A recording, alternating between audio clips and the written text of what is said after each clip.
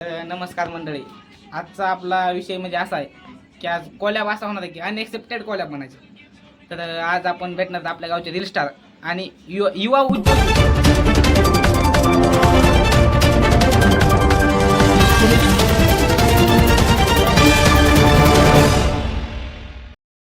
Chicks भाया Tandale hashtag Mahesh भाया तांदळे ह्यांना भेटणार आहोत. तर कसं आहे महेश भाया तांदळे, तुम्हाला कसं आहे रील स्टार कसं वाटतं तुम्हाला? आम्ही पहिल्यांदा एकदा रील सोडली, हा. ती आमची चालली 1 ते 1.5 हजारापासून चालली. तर म्हणजे आम्ही त्याच्यावर आणखीन वर रील्स सोडू लागलो. म्हणजे जसं तुम्ही रील्स सोडता का तसं तुमचे व्हायरल होत चालले. हा, आणि प्लस त्यांचा रील्स बी आहेत आणि प्लस त्यांचा युवा उद्योजकामध्ये तुम्हाला कसं कसं आहे? आम्हाला उद्योजकामध्ये काय नाही, आम्ही कोंबड्या पालन आहे. हा हा हा. हा, तर कसं कोंबड्या पालन मध्ये किती रुपये तुम्हाला हे होतं? म्हणजे Profit. प्रॉफिट तरी म्हणजे आता आम्ही घेताना बारीक किलो म्हणजे 30 रुपयाला घेतो. तर म्हणजे पुन्हा नंतर 400-500 रुपयाला विकतो ते. किती दिवसात तुम्ही विकतात 500 रुपयाला? तरी 3 महिने, तरी 3-4 महिने तर 3-4 लागतात. महिन्यात 200 कोंबड्याला 4 महिन्यात किती खर्च येतो? तरी 20 ते 30 हजार रुपये येतो. तर मग 4 महिन्यात जर सगळ्या कोंबड्या हा. इकल्या ते किती प्रॉफिट होतं? प्रॉफिट होय तरी राहते आहे का 50 ते 60 हजार रुपये उरतेत म्हणायचे. म्हणजे 4 महिन्यात 50-60 हजार रुपये कुठेच गेले नाही. कोंबड्याचं असं नंबर एक असं मार्गदर्शन आहे, म्हणजे बिझनेस आहे म्हणा काही म्हणा. तर अजून एक आपल्याकडे मार्गदर्शन आहे की काय तुमचं काय बिझनेस करावा, असं बिझनेस आयडिया काय आहे का?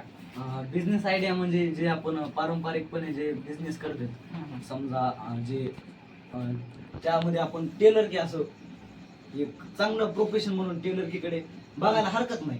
कारण यामध्ये जर बघायचं म्हणलं तर टूल्स म्हणजे फक्त आपल्याकडे एक हे मशीन, शिलाई मशीन आणि इस्त्री, कातर रिक्वायरमेंट जी लागते तिथे रिक्वायरमेंट आवश्यक आहे फक्त.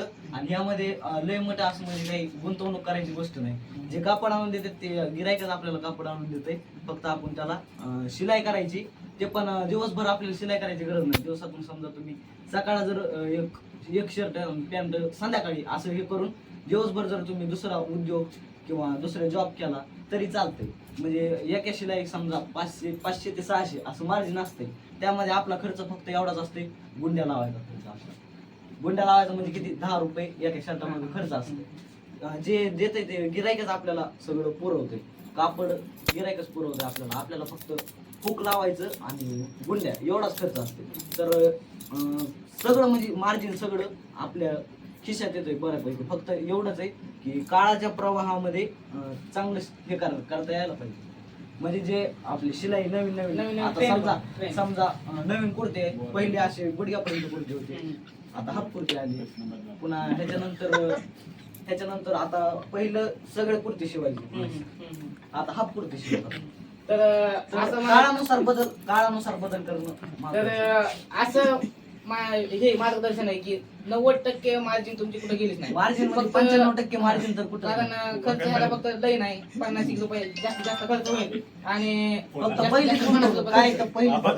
आणि हे खर्च आहे तुम्ही टेलरकीकडे बघू शकता. म्हणजे चांगलं प्रोफेशन म्हणून याला आपण ओळखू शकतो. एक हजार रुपये रोज तर कुठंच गेला नाही दिवसभर केलं तर.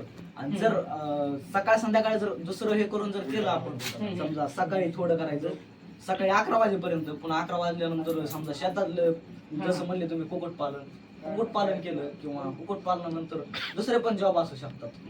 म्हणजे साईड बिझनेस हा चांगला आहे म्हणायचं. शिलाई मशीन साईड बिझनेस चांगला आहे. तर बाळासाहेबाला विचारू काय आहे का साईड बिझनेस? काय ना, ओके.